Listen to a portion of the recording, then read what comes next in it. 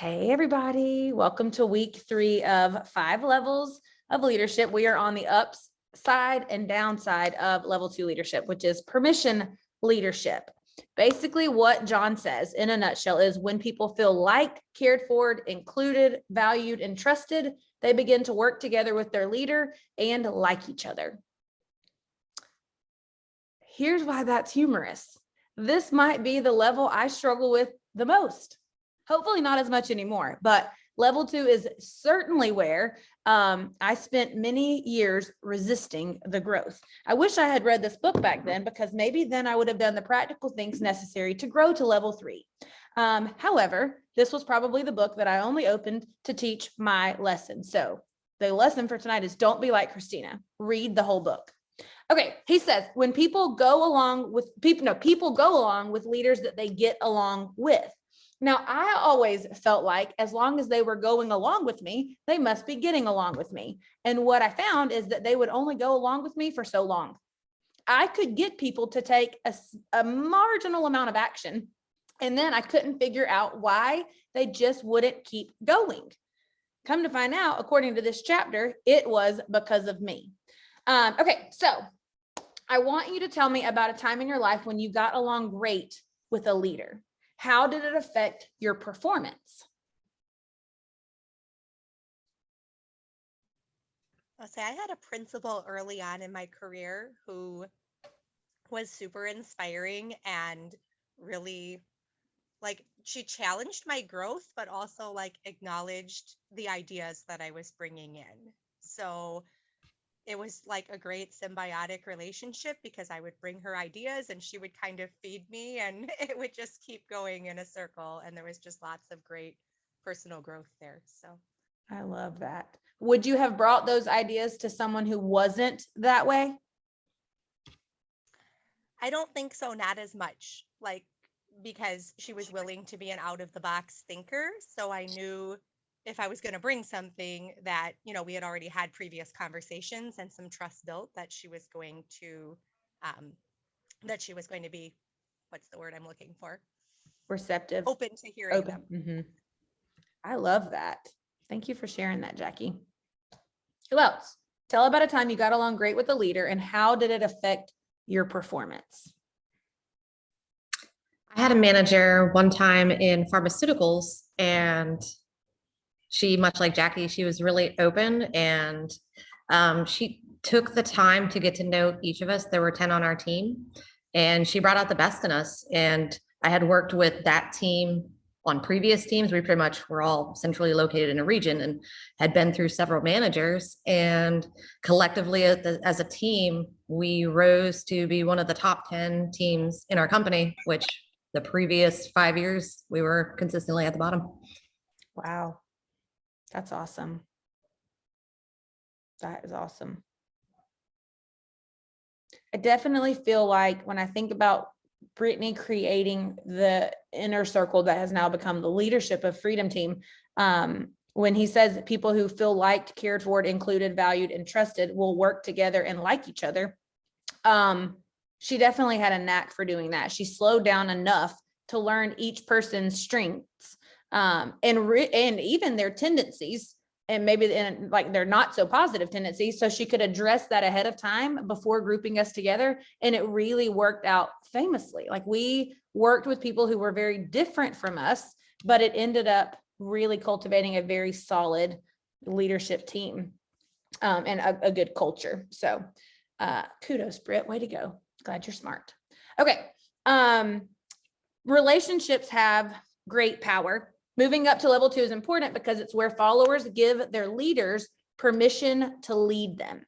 This is where they're actually looking to you for leadership because of who you are. Remember, leadership always means that people are going somewhere. They aren't static. No journey, no leadership. What are your thoughts on that last sentence as it pertains to your business specifically? No journey, no leadership.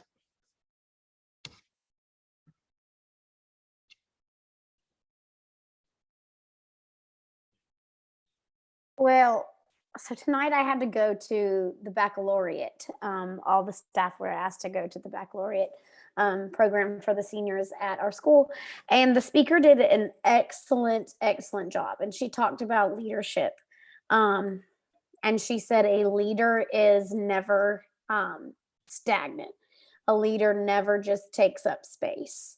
A leader is there for a reason, and a leader has their own personal journey.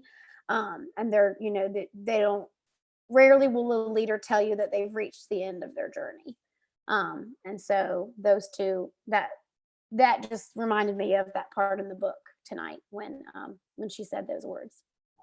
That lady must have read some John Maxwell. I know. That's what I was thinking. It was spot on. She's smart. She need an opportunity. Right? Let's get her, Jackie. Anybody else?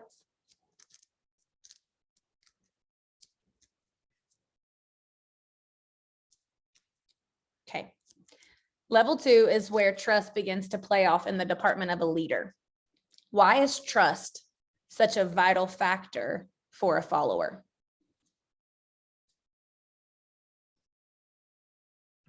Well, I'm certainly not going to follow somebody that I don't trust, because where the heck are they leading me? I mean, that's one of the primary reasons why I was willing to follow Brittany, because I knew that I could trust her. She was fruitful. I knew her character, even though I didn't know her very well. I knew that I could trust her because of the fruit in her life and because of who she was. Because look, other people had tried to recruit me for different things. I was like, no way, no how. Not doing that. Mm-hmm.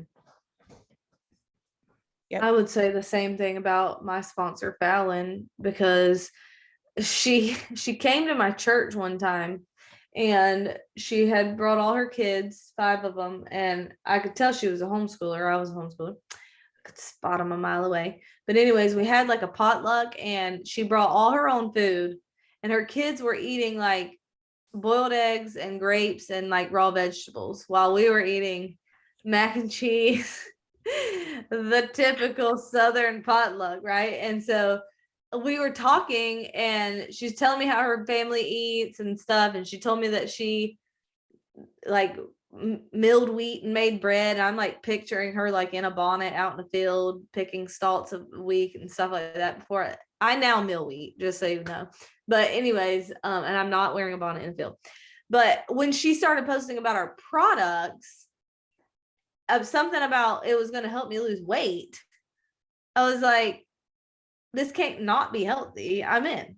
Like, well, I'll have what she's having. If she thinks it's okay, I feel very confident it's okay. Her kids had never eaten fast food, never had candy in their lives. And that just really impressed me. I'm like, okay, she is like really committed to health, like real committed. And so I definitely trusted her opinion when it came to whatever. It really wouldn't matter. If she said it was going to make me lose weight, it was good enough for me.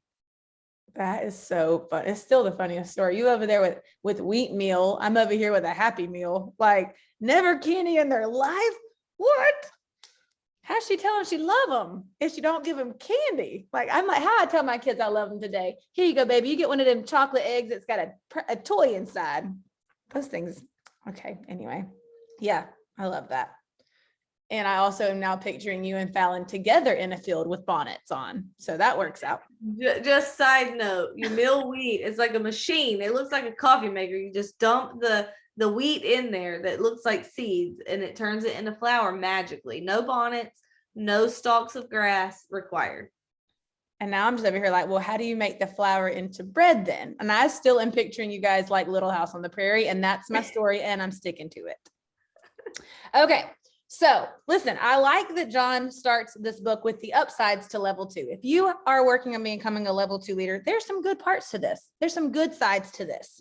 Then he drives the dagger home with all the downsides, but we're not going to get there yet. Okay, let's start with the good stuff. Number 1, leadership at the permission level makes work more enjoyable. Hallelujah. Okay. The key to moving up to permission is having the right attitude. You've got to learn to view leadership as an opportunity to serve. You cannot view leadership as a burden, or you will find yourself constantly frustrated with your team, constantly annoyed with your team, and constantly looking for people who will make your job easier, but not for the right reasons. Permissional leaders, they genuinely want to help people. They want to like people and they want to help people. It's nearly impossible to want to serve other people if you are focused solely on yourself and where you want to go. Let me say that again. It's nearly impossible to want to serve people if you're focused solely on yourself and where you want to go. So when people say, I really want to like people, but like, I just don't really know how. Here's a clue: focus on them. Focus on them. We're going to talk way more about that. I got lots of things up my sleeves for some of you. Okay. What are some ways we can serve the people on our team? And here's what I want you to think about while people answer this. When's the last time you did this action consistently? So what are some ways you can serve people on your team? And as people are answering, I want you to think, when's the last time I did that consistently on my team?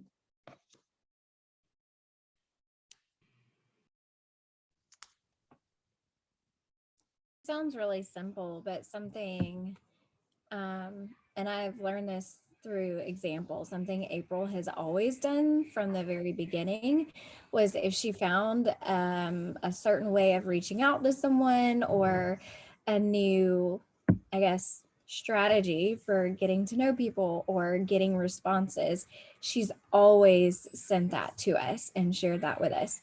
I mean, that is a way of serving your team by sharing what's working with them. Likewise, what's not working. I mean, that is serving them.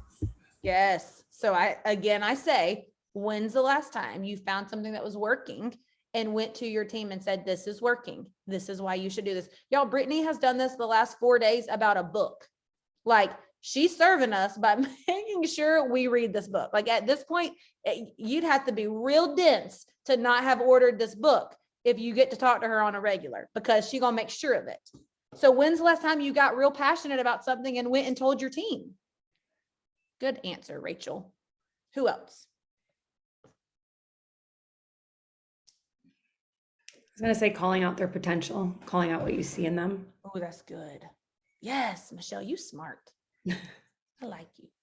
Yeah. When's the last time you did that? When's the last time you went back to your team and reminded them of all the things that you see in them, or reminded them of the ways that you see them showing up that are not results related?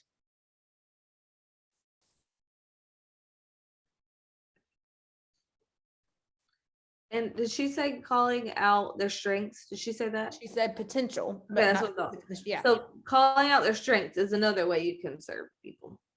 And I try to do that often because a lot of times people don't know.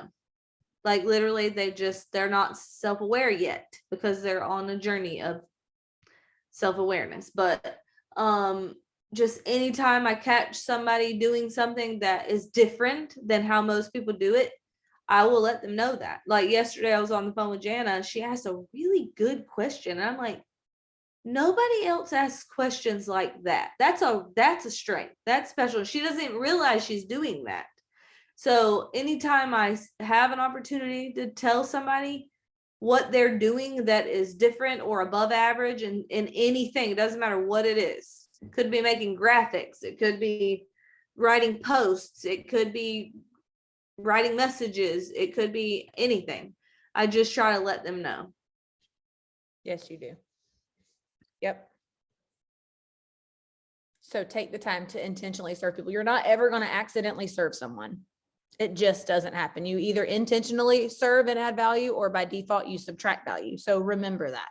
Some of you may need a tracker, like, did I serve my team today? And be specific with what you're doing to serve those people. Okay. Number 2 upside. Leadership at the permission level increases the energy level. When you invest time and effort to get to know people and build good relationships, it actually pays off with greater energy once the relationships are built. So in the beginning, it requires an energy investment to build them. We talked last week about Brittany, how she invested her energy to try to get to know me. Did not make it easy for her. I apologize greatly. But once that energy is invested, it pays off with greater energy in the work in the long run, and forever and ever and ever. It's an infinite payout, indefinite payout. I mean, not infinite, indefinite. It just keeps going because the relationship is then built. So what are some ways you put yourself out there to build relationships with people that you're pursuing for this business? I'll answer for Abby. She's not on this call because she's over there crushing the other call. Abby has gone out of her way to meet prospects at a park and go on a walk and get to know them. That's definitely out of her comfort zone.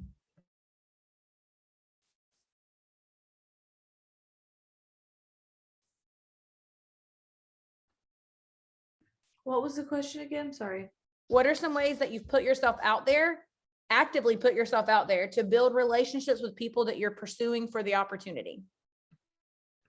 Yeah, I've gotten together for coffee with people. I've gotten on the phone. I've done Zooms. And honestly, it's really just been within the past several months that I've heavily been doing this with prospects, because I got stuck in an activity trap. But it's really so much fun, and it's paying off huge dividends, huge. I love that. Who else? I'm just going I to did the piggyback same on thing. Michelle. Oh, so sorry. I'm going to Oh, you piggyback can on go. Michelle real quick and just say that several of my last joins have been because of either in-person coffee dates or intentional in-person meetings. Yep.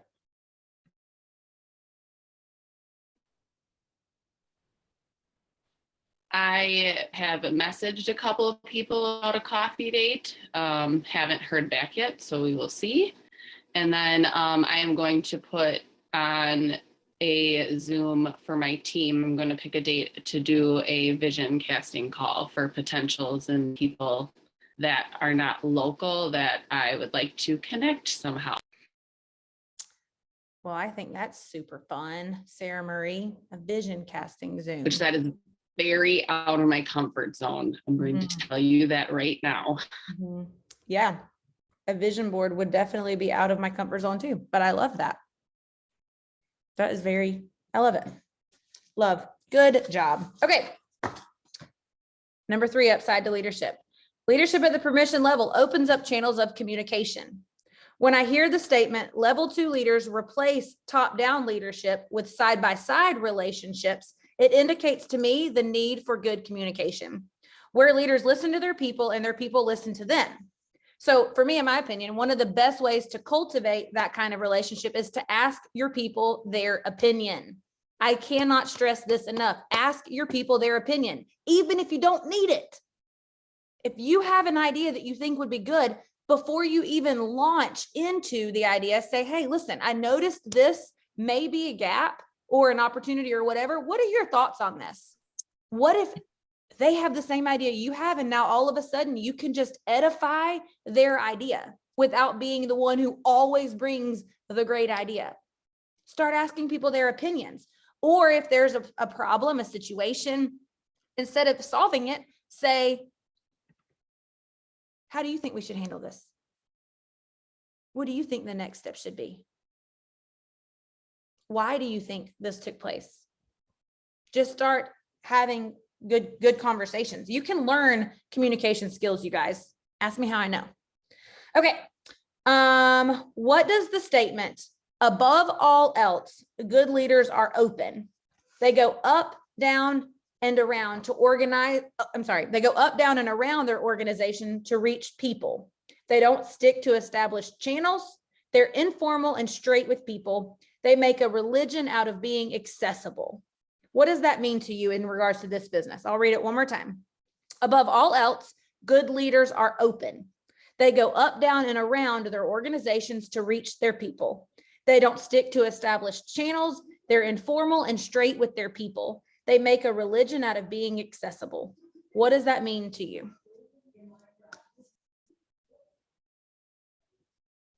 Being available for your people. I'm flexible, available.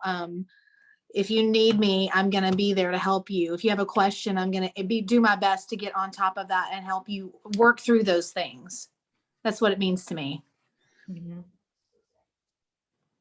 Yeah. For me, it means I'm going to be modeling every single thing that I possibly think that you're going to experience and encounter. I'm going to hopefully have met you there and given you some sort of information or insight to see it through. I also think about taprooting.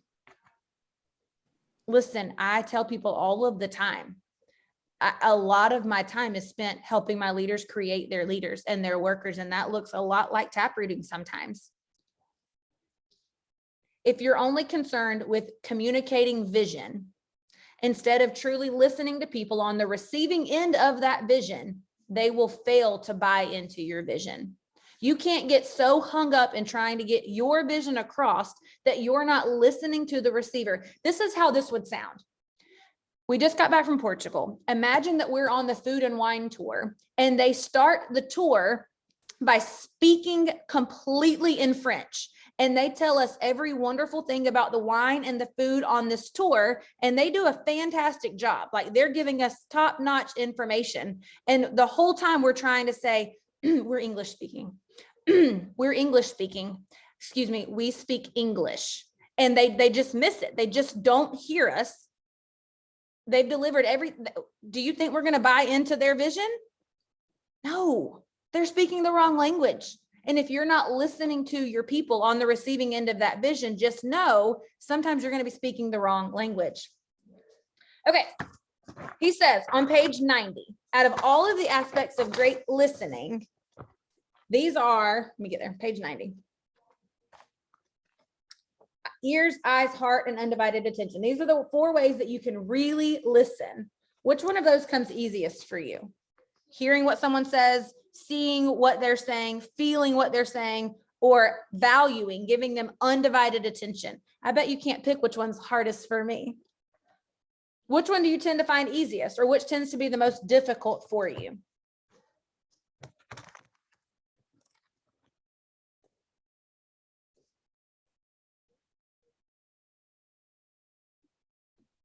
Jackie, feeling is the easiest for you. I would have said the same thing for you. Yes, it is.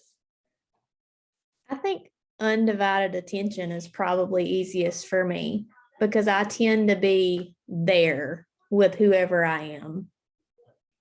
You are that way. I don't know which would be hardest, but I feel like undivided attention is my strong one.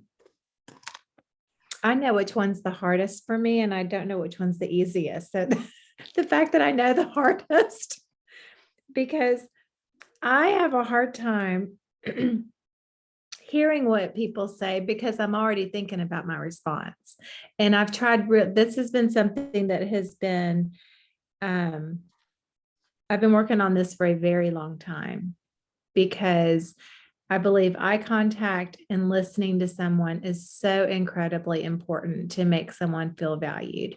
And especially, like in my own family, it's like I'd sit there and I'm, and I'm trying not to bring this into my business, but, when I'm thinking, I'm trying to listen to what their needs are so that I can then ask good questions but I have to hear their answers in order to be able to best guide them in the right way. So hearing is the hardest to me.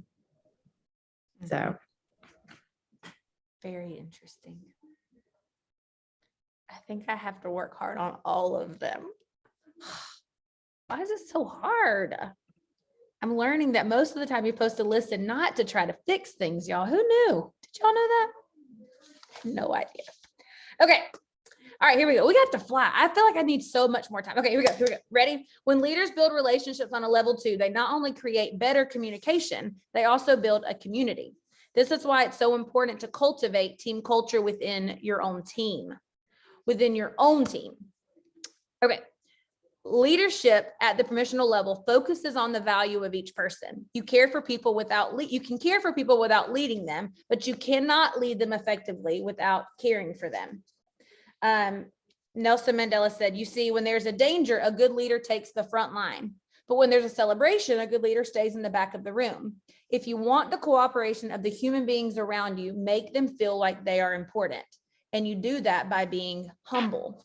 When I think about that quote, I think about how the most humble leaders I know in Plexus, and I could rattle them off, they generally are the most humble. They are full of the most gratitude of anybody I've ever met. Not 1 ounce of entitlement or anything when they think about their team. They're just so grateful for them. And those are the ones whose teams generally respect and love them the most. Then I know other leaders who have an opposite opinion or outlook, and their teams are generally the ones that are the farthest away. So think about the kind of team culture that you want, and just know that the way that you get there is by making people feel important, not making them feel like you'd rather be somewhere else, not making them feel like they owe you something, but that you're there because you want to be there and because they've added value to your life. Okay. Remember, always give credit where credit is due. If you've earned anything in this business, it's because of people with you. It's not all because of them. Like, I do believe in owning your own strengths and you're, really embracing what you've contributed, but just know you cannot be successful alone here. You can't be. So give credit where credit's due. Another way to stay humble is to always be learning. I think this might have been the most learnt I've ever been in the last month of my life, and I feel real humble. So always be learning. Master a skill so that you can teach your team how to master it. Care enough for their success to take time to analyze yours. That's hard. Care enough about your team's success to take time to analyze your own success. It is not enough that you got there. Everyone you lead is wishing to be where you are. It does not matter where that currently is. People behind you are wishing to be where you are. You have a responsibility to figure out how you got there and then help them get there. It's so important. Examine how you got there and then empower your people. Here's what's not helpful. I don't know how I got here. Not helpful. Not helpful. Basically, what you're telling the people behind you is, I can't help you get there because I don't even know how I got here myself.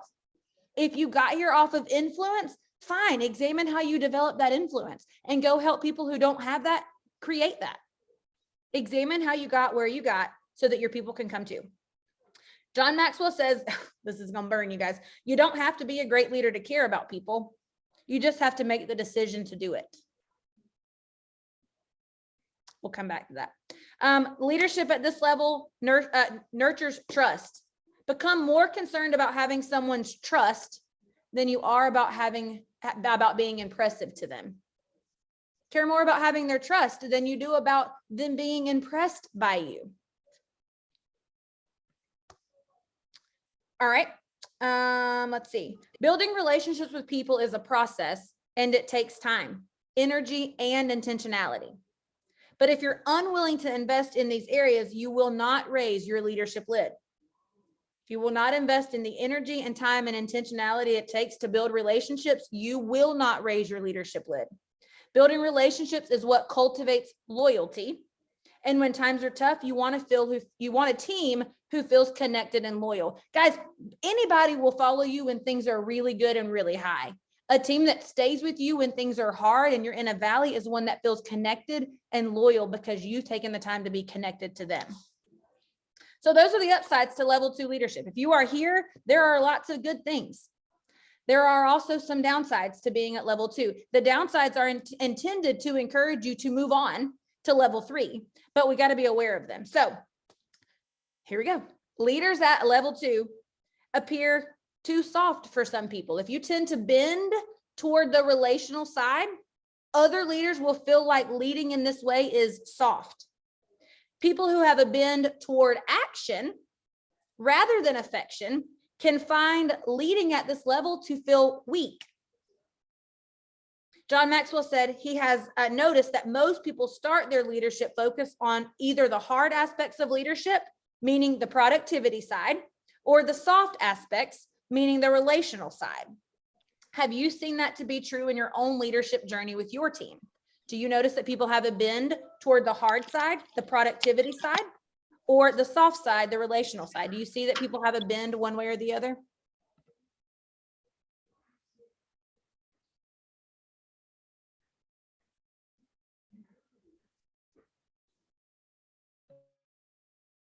I mean, I'll answer that. Yes. And I see all. I see soft, I see hard, and I see middle ground.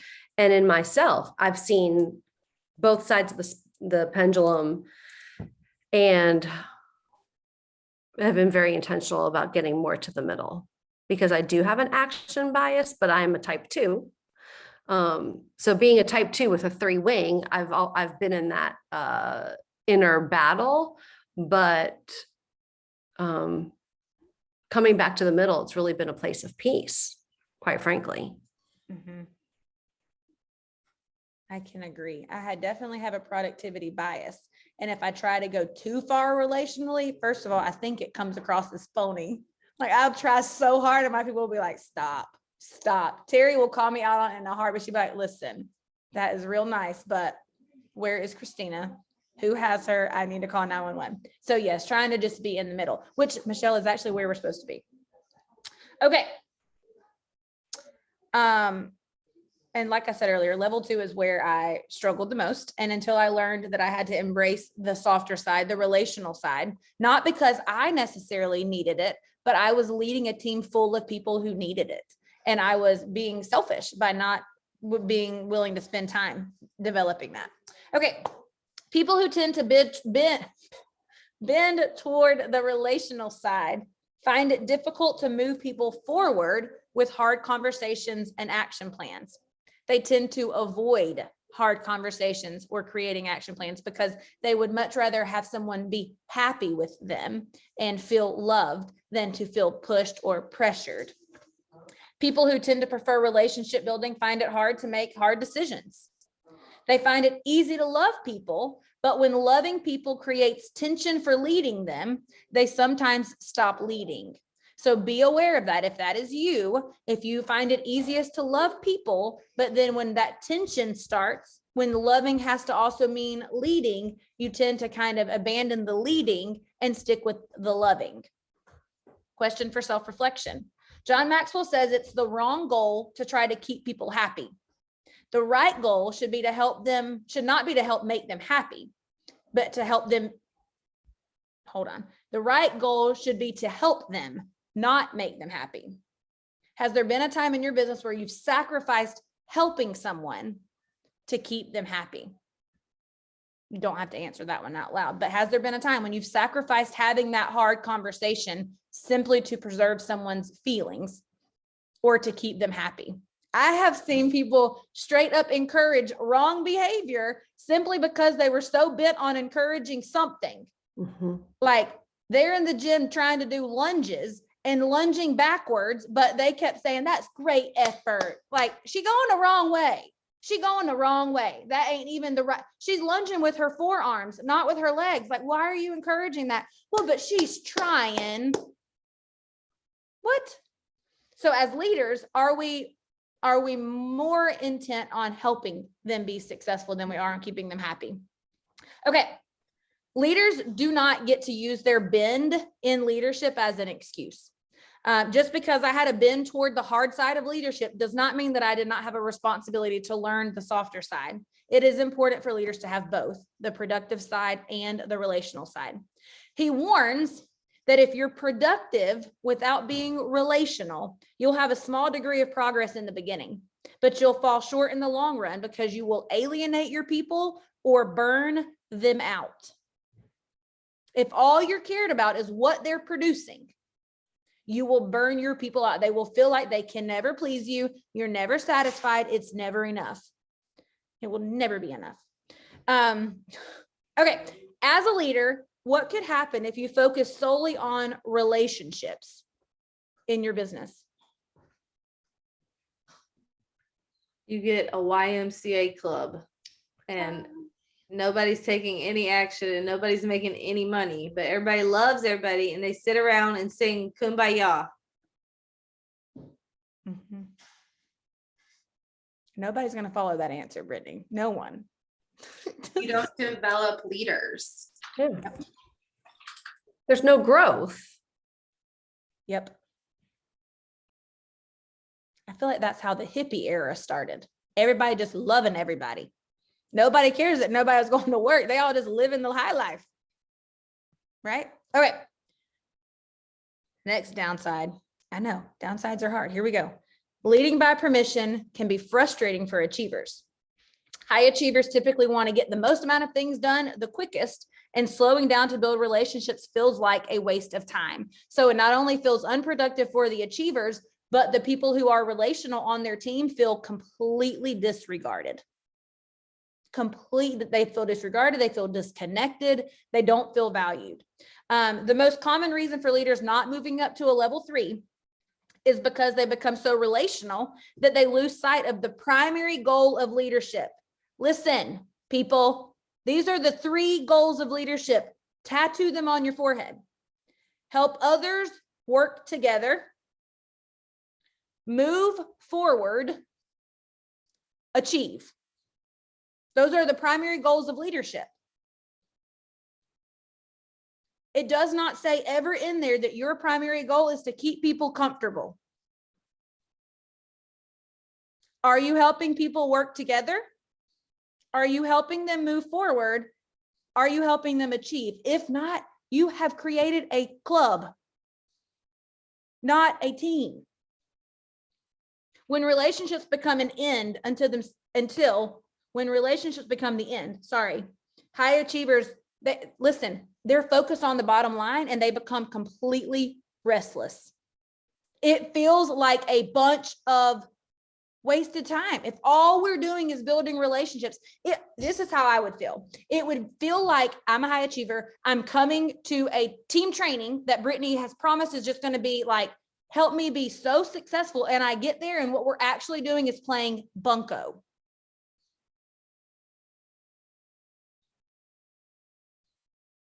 It would feel completely restless to me. Like I came to achieve and now we're building relationships playing bunco. Now I'm restless.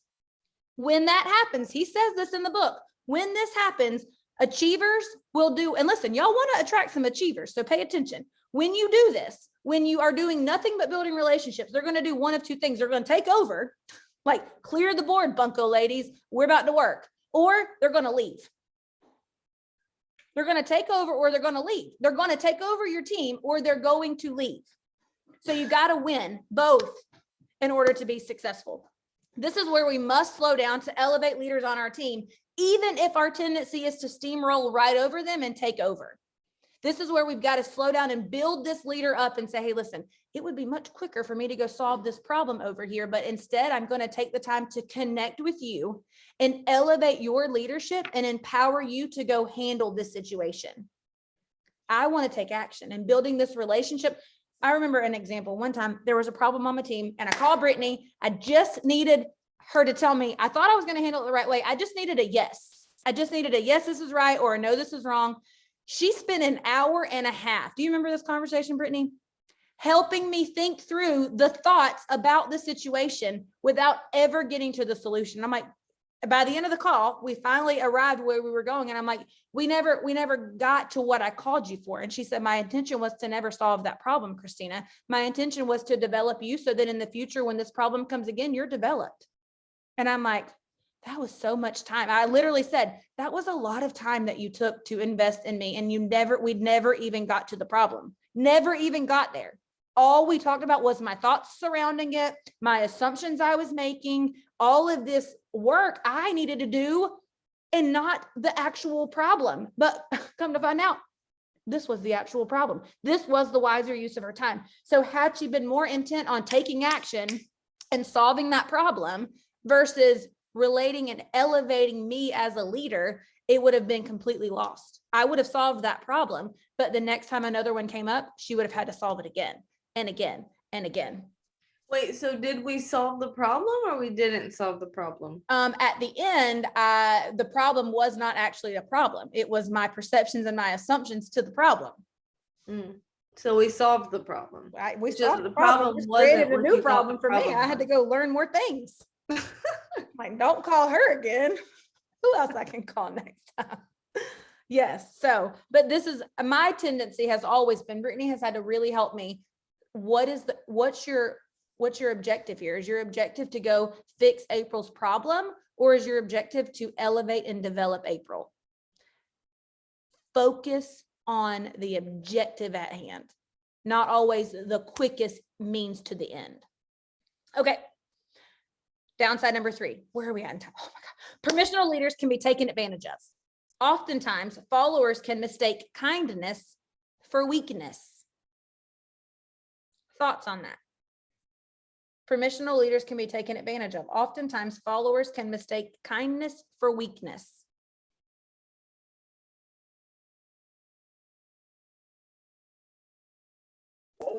I've had this problem when I've had people not value my time, and I have like set a date with them and then they cancel at the last minute, or they cancel over and over and over. And I was having a coaching with someone on this, and she said, you need to be strong and you need to stop being a doormat, and you need to tell people that your time is valuable and that they need to step up and follow through, because I can definitely be too much. Oh, whatever you need, I'm right here for you, whatever you need. But then you have to call them out and say, hey, my time is valuable and I am willing to give you my time because I see you as a valuable person. But next time we can like have a date, you got to come, because we can't do this anymore. I love that. It's a great example, Liz. And I'm thinking about this and I'm thinking, I don't think anybody's ever mistook my kindness for weakness. So that makes me think, am I even kind? Am I a kind person or not? Maybe I need to work on this. I think you definitely are. So if there's two halves, you over towards the productivity side, the hard side. But if it's quadrants, I think you can be in the quadrant. We worked on it. We're working on it. But listen, you help people get results. That's what they actually want. Because remember the 3 goals of leadership. Do I need to remind people what the 3 goals are? Help people work together, move forward, and achieve. Britt, you do those things. Who needs kindness? I'm just kidding. You are kind. I feel like I'm kind. You're kind? I feel like I'm kind. I do. I mean, I care. I do care. You do care. I feel like it's not kind to tell people, or like to allow people. Everything compounds. Have y'all read The Slight Edge? Everything compounds. So if I feel like it would not be kind of me to see where somebody's going in the wrong direction and just let them keep going that way. That's not kind. I agree. Totally. All right. 4 kinds of people. He says there's takers. They're going to use your name to their advantage, not to advance you at all. I think about people who name drop. Like, how are you going to say you created something with Brittany? No, you found her YouTube one time and took all her brilliant ideas and never even said thank you. You taker. Don't be a taker. Nobody likes a taker. Developers, and he talks about what a developer is. We have to fly, y'all. To me, I think about teammates. That's where you work collectively to advance for both people's benefit. I love that.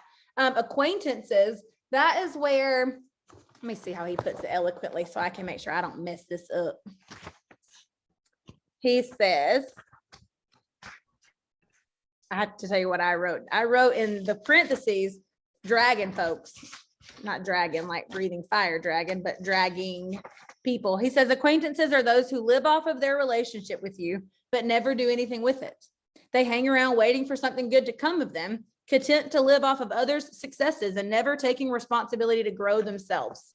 So I think about people who show up for the sake of showing up, but aren't really doing anything with the blood, sweat, and tears that we pour into them for their benefit.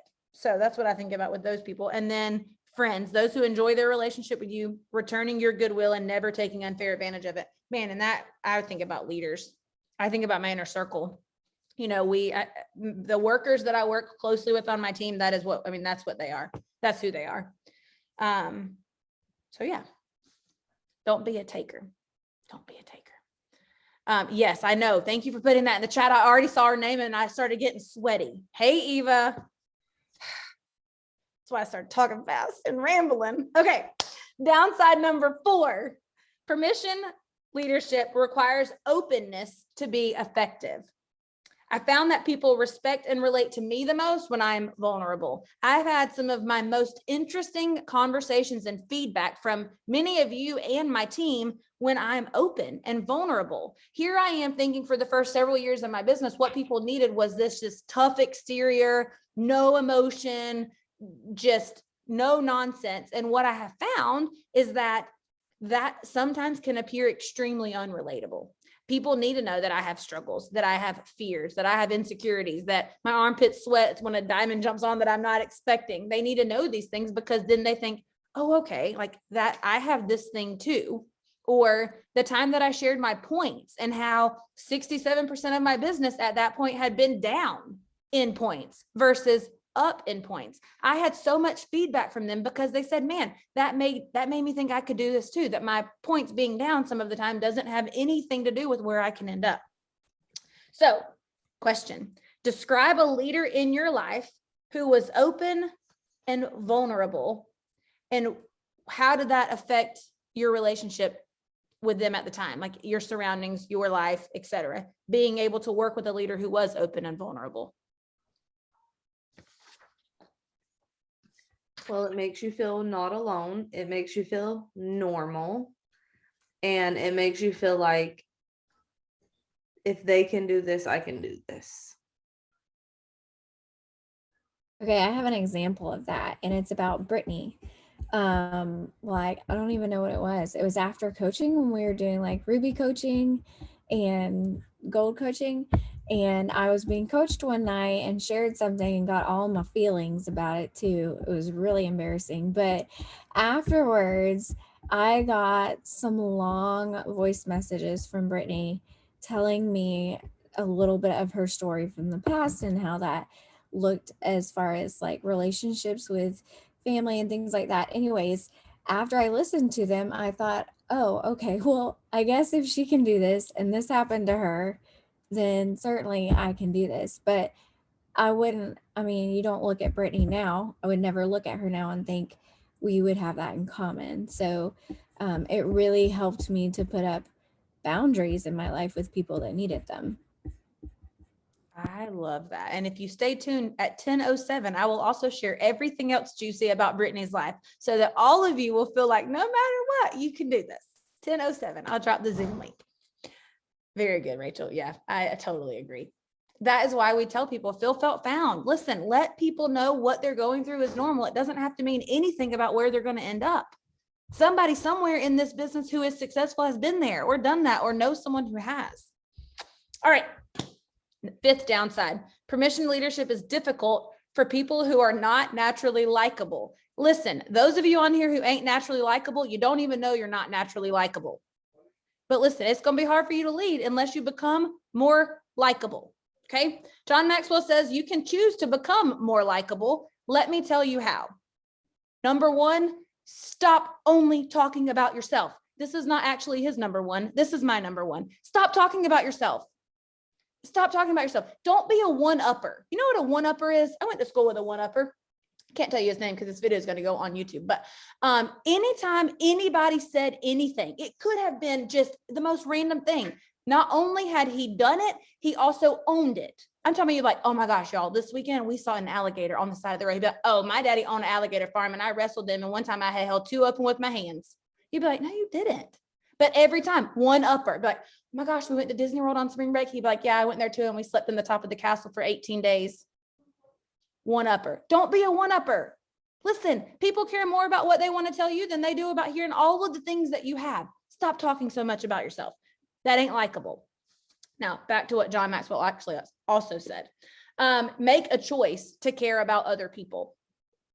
Look for something that is likable in every person that you meet. Discover what is likable about yourself, and then share that with every person that you meet. You know what ain't likable? Your 3-story house on 97 acres with 18 donkeys. Don't share that about yourself over and over again. Share a likable quality. And then make the effort every day to express what you like about people in your life. Every day. Express what you like about people. But you guys, listen, what you focus on expands. And if you're constantly saying, I don't like people, you know what you're going to find? A bunch of people who don't like you either. Is that what you want? No. Okay. You have a responsibility to discover the good in your people. Number 6 downside. Permission leadership forces you to deal with the whole person.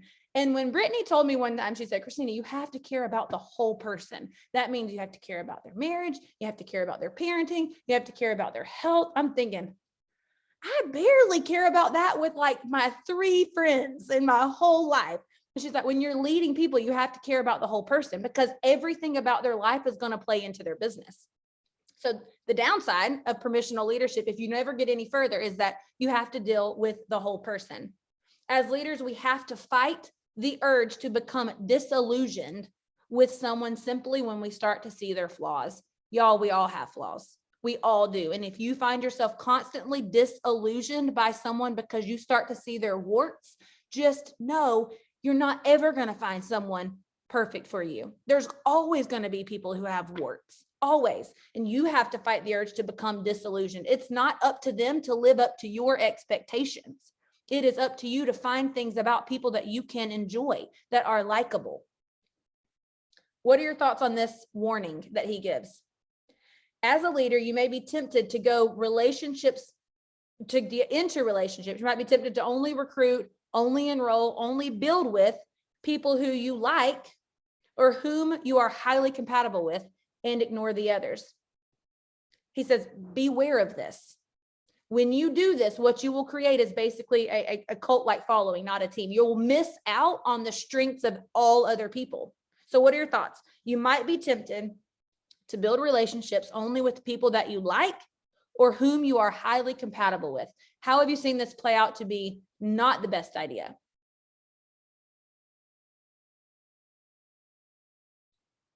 Well, we all have different strength zones. And if you are only recruiting people that are alike, you are going to have a bunch of people who are good at a certain small number of things.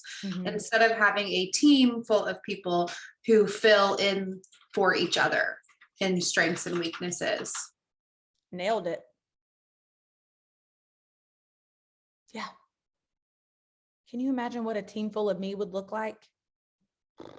I was about to say, if everybody had the same strengths, then you'd all have the same blind spots and no one would know. Yep. Yep. Except for all the people watching. Right. I mean, if you're watching a basketball game and like you have all point guards, everyone watching this game is going to be like, these people have no clue how ridiculous they look because they're in the game all doing the same thing. But yeah. Yes, there are so many things I want to say right now about that, Kayleen. That was good. Yeah. All right. So here's a great question to go out on. Do you consider yourself to be a likable person? Why?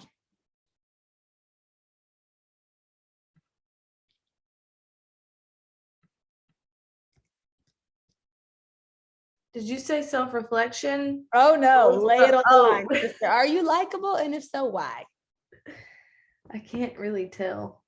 Sometimes I think I am, and sometimes I think I'm not. I think I'm in the middle. I might. Of likable? Yeah. I mean, I can do better, but I'm mostly okay. I think people like me okay. They like you because you're very intentional. I thought you were about to say intense. See, that's the problem. No, you're intentional. They ain't going to escape your intentionality. No, I do think I'm likable. I'm kidding. I do. I have to work very hard at it though. And I'll tell you what helped me. Because I'm an introvert and I'm usually in my head also. I like to think, I like to read and learn. But How to Win Friends and Influence People, that book helped me. Like when I read that, I realized, like, it made me think about how I was going to church.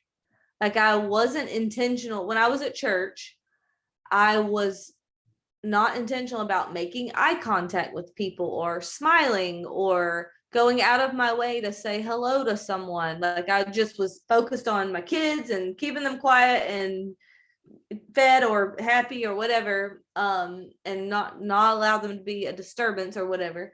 But I wasn't really focused on being approachable or connecting with people around me until I read that book. And once I was aware of it, this is why self-aware people make the most money. Once I was aware of it, then I chose to change it. And now that skill has carried over into my business. So like when I go do events and things like that, well, I'm usually the speaker. And so I want to be extra intentional about being warm. And so I will give a firm handshake. I'll ask people how they're doing, look people in the eye. And I try to appear very approachable, even though inside I'm very nervous and probably also feel very insecure, especially if there's new people there that I don't know.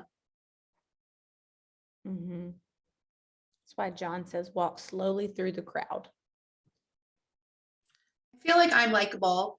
I tend to have an easy time getting to know people and like chatting in a room, but my struggle comes from slowing down long enough to listen. Yeah, I put that Likable. same thing. Oh, sorry. Oh, that's okay. I just said I put that same thing. Like, I think I'm likable. I show interest in others, but sometimes like my brain is moving too fast and I'm not listening to them.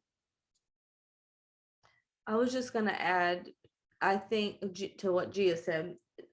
Gia, I think you are likable. You smile, like you smile and you make eye contact, and so that makes you appear to be happy to be there. I think smiling is important in whatever set. Not like overly smiling, but just like a natural normal smile, just appearing to be happy to be there and not just sitting there like, I don't know, somber looking, I guess. That's unintentional communication, or maybe it's intentional, but it speaks volumes to people. Yep. And know that if you have to grow in this area, guys, you can. I remember a couple of years ago, Brittany having to say, Christina, it appears like you don't want to invest time. Like you're the last one here and the first one out. I'm telling you, every event for years, the first several years in our business, I would get there when it started. Like I didn't see any need to show up for like gal pal time. And then as soon as like the work was over, I was leaving. Like, I mean, out the door, probably not 30 seconds. Like, thanks for the training. Bye-bye. Gone. See ya. And she'd be like, is it me? Do you not want? And I'm like, no, I came for what I was supposed to be here for. And in my brain, I had no idea what it was communicating. And so she had to teach me these things. This is why you have to care more about helping people than keeping them happy. So I did not feel super happy when that conversation took place, but it helped me a ton. And I have had these conversations with anyways, care more about helping them. Y'all see how much work I've had to do with this one girl? I mean, there's a lot of work for a lot of us. I was one of those I'm so intense about learning. I show up on these calls. Even when I take a selfie, like in my gala dress, I'll put it in the chat. I'm like this because I'm so intense and my face does not look happy, but inwardly I'm happy. But like, Michelle, you can smile. Like, oh, that's a novel thought. I can smile. This is Michelle. That's so funny. I'm a little, and we're like, is she being sarcastic? Like, was it actually? Like, and I get real self-conscious if I'm funny and nobody laughs. And then I'm like, Brittany, she didn't even laugh. She want to bring her in our inner circle. She doesn't even laugh at my jokes. She just tells me it's funny. No one tells someone it's funny. They laugh. They have emotion outwardly, Michelle. But she's come a long way. Now she'll say, that was so funny. See? Intentional. Exactly. I've learned so much personal growth. So much. All right, y'all. That is the end. We have taken one extra minute, but listen, some of that was freebies, so y'all are welcome. See you guys next week for the beliefs and behaviors to get to level 3. Bye, y'all.